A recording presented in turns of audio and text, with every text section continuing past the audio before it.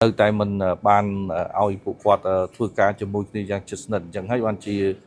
dương tìm tia miền ca và đỏ đá hay đôi chỉ ca tam đan và thay tiếtรับកិច្ចការងារនេះគឺអង្គការ Plan យើងបានធ្វើការយ៉ាងច្រើនជាមួយនឹងក្រុមប្រឹក្សាស្ដារប្រវត្តិវិស័យកសិកម្មជាពិសេសគឺអនុក្រមការងារទឹកស្អាតអនាម័យនិងអាហារូបត្ថម្ភដើម្បីបង្កើតឲ្យបានទៅចេញជាគោលការបប្រតិបត្តិថ្នាក់ជាតិនេះបាទគឺយើងព្យាយាមធ្វើការងារនឹងច្រើនហើយអញ្ចឹងយើងនឹងបន្តអញ្ចឹងដូចថ្ងៃនេះអញ្ចឹងយើងធ្វើការប្រកាសដាក់ប្រើប្រាស់នៅសិភៅបណ្ដោះបណ្ដាបាទតកតងទៅនឹងគោលការណ៍បប្រតិបត្តិថ្នាក់ជាតិស្ដីពីការផ្គត់ផ្គង់ទឹកស្អាតអនាម័យដែលគិតគូរដល់អាហារូបត្ថម្ភហ្នឹងអញ្ចឹងវាជាជំហានមួយដែលបន្តទៀតព្រោះយើងឃើញថាអ្នកដែលជាប្រតិបត្តិគាត់មិនទាន់យល់ច្បាស់អំពីកិច្ចការងារហ្នឹងអញ្ចឹងយើងត្រូវបង្កើតឲ្យមានជាកម្មវិធីបណ្ដោះបណ្ដាសិភៅបណ្ដោះបណ្ដាអញ្ចឹងអ្វីដែលយើងត្រូវធ្វើបន្តគឺបរិងថ្មីបណ្ដោះបណ្ដាក្រុមយើងហៅថាគ្រូបង្គោលថ្នាក់ជាតិហើយបន្ទាប់មកយើងទៅបណ្ដោះបណ្ដាគ្រូបង្គោលនៅថ្នាក់ក្រោមជាតិបាទនៅថ្នាក់ខេត្តហើយយើងនឹងបន្តក្នុងការចូលរួមចំណែកក្នុងការជំរុញបាទក៏ដូចជាពង្រឹងទៅលើយន្តការក្រុមស្នូលនៅថ្នាក់ខេត្តដើម្បីឲ្យគាត់រៀបចំផែនការរួមបាទតកតងទៅនឹងទឹកស្អាតអនាម័យដែលមានយើងហៅថាអន្តរវិស័យហ្នឹងបាទគាត់ចូលហ្នឹងហើយនឹងយើងធ្វើការ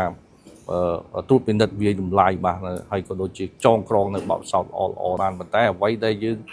គិតថាខ្វះខាតដែលខ្ញុំបានធ្វើបង្ហាញនោះគឺ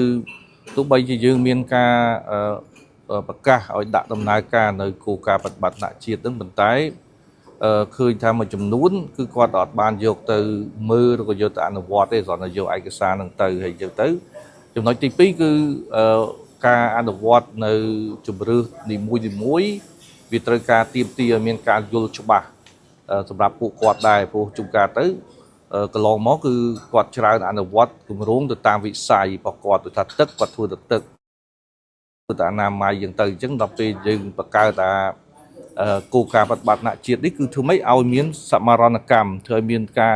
ប្រស៊ីគ្នារវាងកម្មវិធីទាំងពីរដល់អញ្ចឹងវាពិបាកដោយសារគាត់ទម្លាប់តែអនុវត្តទៅតាមវិស័យមួយអញ្ចឹងវាទាមទារឲ្យមានការបញ្យលហើយការបណ្ដោះបណ្ដាឲ្យ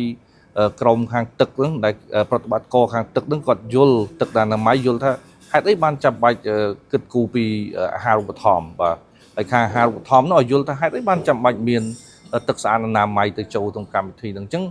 ចំណុចទាំងអស់នេះដែលយើងឃើញថាវានៅមានបញ្ហាកង្វះខាតហើយទីមួយទៀតគឺពាក់ព័ន្ធជាមួយនឹងជាការបដិញ្ញាចិត្តឬក៏ឆន្ទៈបាទនៅតាមតក្រោមជាតិដែរ